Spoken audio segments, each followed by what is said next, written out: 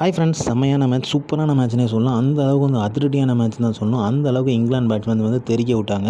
So அவ்வளோ தூரம் வந்து வேறு லெவல் பெர்ஃபார்ம் பண்ணிட்டாங்க இங்கிலாந்து பேட்ஸ்மேன்ஸ். ஸோ அவங்களோட தரமான பவுலிங் அதை விட சூப்பராக இருந்துச்சு. ஸோ இந்தியாவும் வந்து வேறு லெவலில் விளாண்டாங்க. இந்த மாதிரி ஒரு கேமை நம்ம வந்து பார்த்துருப்போமா அப்படிங்கிறதே தெரியல. நம்ம வந்து பார்த்துருக்க வாய்ப்பு இல்லை. இதுக்கு முன்னாடி நம்மளோட பேரண்ட்ஸ் வேணால் பார்த்துருக்கலாம் போல இருக்குது. பட் அந்த ஏராக்கே நம்மளை கூட்டிகிட்டு போயிட்டாங்க இந்த இந்தியன் கிரிக்கெட் டீம். இது வரைக்கும் வந்து பார்த்திங்க அப்படின்னா 2020 இந்த மாதிரியான ஒரு ரெக்கார்ட் பிரேக்கிங்கை வந்து ரன்ஸை வந்து யாருமே ஸ்கோர் பண்ணதில்லை. இந்தியா மெயினாக பார்த்திங்க அப்படின்னா இவ்வளோ லோவஸ்ட் ஸ்கோரை வந்து செட் பண்ணதே இல்லை. அந்த அளவுக்கு வந்து ஒரு தரமான பேட்டிங் வந்து காமிச்சிருக்காங்க.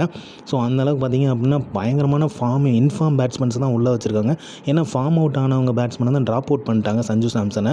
ஸோ மித்தபடி எல்லாருமே பார்த்திங்க அப்படின்னா செம்ம இன்ஃபார்மில் இருந்திருக்காங்க. அதனால வந்து உள்ளே வச்சுருக்காங்க. அதனால் கிரேட்டஸ்ட் ஸ்கோரை வந்து செட் பண்ணி அதை வந்து டார்கெட்டை வந்து அழகாக அச்சீவ் பண்ணுறதுக்கு ட்ரை பண்ணியிருக்காங்க. ஆனால் அவங்க வந்து ஜஸ்ட் 125 ரனில் வந்து படுதோல்வி அடைஞ்சிருக்காங்கன்னு தான் சொல்லணும். ஸோ அந்த அளவுக்கு வந்து பார்த்திங்க அப்படின்னா சரியான பேட்டிங் பண்ணியிருக்காங்க. 76 ரன்ஸில் வந்து ஆல் அவுட் ஆயிருக்காங்க இந்தியா. இந்த அளவுக்கு சர்க்காசம் பண்ணுற அளவுக்கு வந்து இந்தியன் பேட்டிங் லைனாக போயிடுச்சா அப்படிங்கிறது ரொம்பவே கவலைக்கூடிய ஒரு இடமா இருக்குது. ஏன் பார்த்திங்க அப்படின்னா 2020 இவ்வளோ ஒரு மோசமான ஒரு ஸ்கோரை வந்து செட் பண்ணதே இல்லை, சேஸ் பண்ணதும் இல்லை. அந்த அளவுக்கு வந்து ரொம்பவே வந்து மட்டமாக விளாண்டுருக்காங்க அப்படிங்கிறது தான் யதார்த்தமான உண்மை. இதே ஸ்கோர், இதே டார்கெட் 201 ரன்ஸ் வந்து இங்கிலாந்து வந்து செட் பண்ணி அதை சேஸ் பண்ணி 3 விக்கெட்ஸ் தான் டவுன் ஆகி 7 விக்கெட் வித்தியாசத்தில் ஜெயிச்சிருக்கு இந்தியன் டீம். இதை வந்து இப்போ வந்து இந்த தருணத்தில் ரிமைண்ட் பண்ண வேண்டிய தருணமாக இருக்குது. அப்படிப்பட்ட பேட்டிங் லைனப் வச்சு விளாண்டு ஜெயிச்சிருக்காங்க. ஆனால் வந்து பார்த்திங்க அப்படின்னா இந்த பேட்டிங் லைனப் வந்து சொதப்புறதுக்கு காரணம் என்ன? ஒரு எக்ஸாம்பிளுக்கு இஷான் கிஷன் அண்ட் திலக் வர்மாவோட பேட்டிங் லைனப்பில் வந்து லாஸ்ட் 5 மேட்சஸ் 6 மேட்சஸ் பார்த்தோம் அப்படின்னா எந்த அளவுக்கு பெர்ஃபார்மன்ஸ் பண்ணவே இல்லை. அவங்க வந்து எல்லாருமே ஒரு பயத்தோடு விளாட்றாங்களோ அப்படிங்கிற ஒரு எண்ணம் தான் வருது. ஏன் பார்த்திங்க அப்படின்னா நம்மளை ட்ராப் பண்ணிடுவாங்களோ.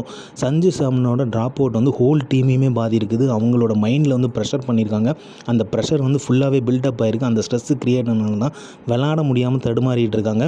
ஸோ எல்லாருமே பார்த்திங்க அப்படின்னா அவங்க வந்து ஷோ ஆஃப் பண்ணணும், நம்ம வந்து கண்டிப்பாக வந்து ஸ்கோரை வந்து எடுத்துகிட்டு போகணும், நம்மளை வந்து பயங்கரமாக விளாடணும் அப்படிங்கிற ஸ்ட்ரெஸ் வந்து இருக்க போய் தான் இந்த விக்கெட் எல்லாமே விழுந்திருக்கு அப்படிங்கிறது தான் என்னோட தாட்டாக இருக்குது. ஏன் பார்த்திங்க அப்படின்னா இவ்வளோ தூரம் வந்து இவ்வளோ ஈஸியாக வந்து விக்கெட்ஸை கொடுத்துட்டு போகிற டீம் கிடையாது இந்தியா. ஏன் பார்த்திங்க அப்படின்னா அந்தளவுக்கு பொறுமையாக சம்டைம்ஸ் விளாடுறாங்க. 11 பாலுக்கு 2 ரன் அடிக்கிறாங்க, 49 ரன் 40 பாலுக்கு அடிக்கிறாங்க.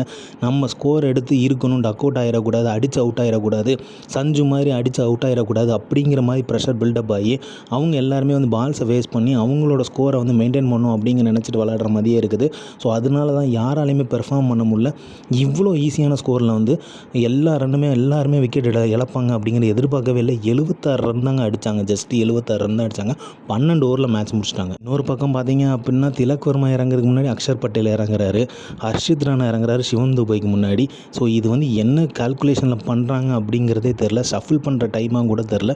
ஏன் அப்படின்னா ஒரு இங்கிலாந்து டீம் கூட நம்ம விளையாடுறோம் அப்படிங்கும்போது ஒரு வேர்ல்டு கப் சாம்பியன், டிஃபெண்டிங் சாம்பியன்ஸாக இருக்கிறோம்.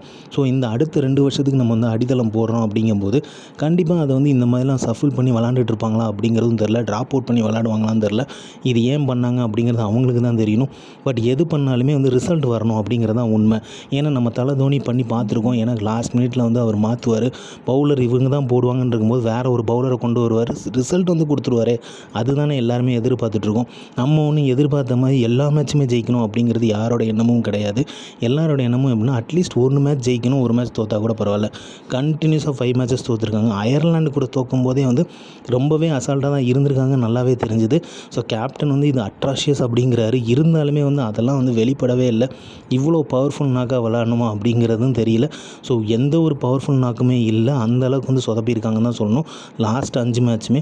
ஸோ ஸ்ரேயஸ் ஐயரோட வந்து எதிர்பார்க்க முடியாத ஒரு கேப்டன்சியாக இருக்குது. ஏன்னா மக்கள் எல்லாருமே ரொம்ப எதிர்பார்த்தாங்க ஸ்ரேயஸ் ஐயரோட கேப்டன்சியை. பட் இந்த அளவுக்கு வந்து சொதப்போம் அப்படிங்கிறது யாருமே எதிர்பார்க்கல. இதுக்கப்புறம் என்ன டிசைட் பண்ண போகிறாங்க, என்ன மேனேஜ்மெண்ட் வந்து என்ன முடிவு பண்ண போகிறாங்க அப்படிங்கிறதுமே தெரியல. பட் ஆனால் இந்த கண்டினியூஸ் தோல்வியை வந்து யாராலையுமே ஏற்றுக்க முடியாது. அதுவும் பார்த்திங்க அப்படின்னா சாம்பியனாக இருந்துட்டு ஏற்றுக்க முடியல அப்படிங்கிறது தான் நிதர்சனமான உண்மை. மக்கள் எல்லாருமே எந்த அளவுக்கு டென்ஷன் ஆகுது, கிரவுண்டில் ஸ்டேடியத்தில் எல்லாருமே வந்து டென்ஷன் ஆகிருக்காங்க. ஸோ வந்து பார்த்திங்க அப்படின்னா ஸ்டேடியத்துக்கு வெளியில் வந்து கூட வி வான் சஞ்சு அந்த அளவுக்கு வந்து ஸ்டாண்டிங் பண்ணியிருக்காங்க. அந்த அளவுக்கு வந்து எல்லாருமே வந்து முழக்கம் விட்டுருக்காங்கிறது தான் சொல்லணும். ஸோ அந்த அளவுக்கு வந்து நடந்திருக்கு தான் விஷயம். ஸோ எப்படி இப்படிப்பட்ட ஒரு தோல்வி அடைஞ்சது அப்படிங்கிறத கண்டிப்பாக திங்க் பண்ணுவாங்க. ஸோ எல்லார் மேலேயுமே நம்பிக்கை இருக்குது. இந்தியன் டீம் மேலே எவ்வளோ நம்பிக்கை இருக்குதுன்னு தெரியும். நம்ம அந்த நம்பிக்கையோடு வந்ததுனால 28 வருஷத்துக்கு அப்புறம் வேர்ல்டு கப் அடிக்கும் போதும் நம்ம சந்தோஷமாக இருந்தோம். இப்போ கண்டினியூஸாக 2020 வேர்ல்டு சாம்பியன்ஸாக இருந்திருக்கோம். அப்படிப்பட்ட ஒரு கண்ட்ரி டீமான நம்ம வந்து இப்படி ஒரு தோல்வி அடையும் போது வந்து எல்லாருமே வந்து பேச தான் செய்வாங்க. ஸோ எல்லாருக்குமே பதில் சொல்ல வேண்டிய இடத்துல தான் இருக்கிறாங்க. பண்ணியிருந்தாங்க. ஸோ அதை வந்து எப்படி ஃபேஸ் பண்ணி இதை வந்து அடுத்த நெக்ஸ்ட் மேட்சஸ்லாம் எந்த மாதிரி காமிக்க போகிறாங்க, கேமில் ஃபுல் எஃபர்ட்லையும் காமிச்சாங்க அப்படின்னா அவங்க கேம் மூலமாக பண்ணுங்கிறது தான் எல்லாரோட எதிர்பார்ப்பாக இருக்கும். ஸோ இந்த மாதிரி கிரிக்கெட் அப்டேட் தெரிஞ்சுக்க லைக் பண்ணுங்கள், ஷேர் பண்ணுங்கள். மட்டைப்பந்து இன்சைட்ஸை சப்ஸ்கிரைப் பண்ணுங்கள். தேங்க்யூ.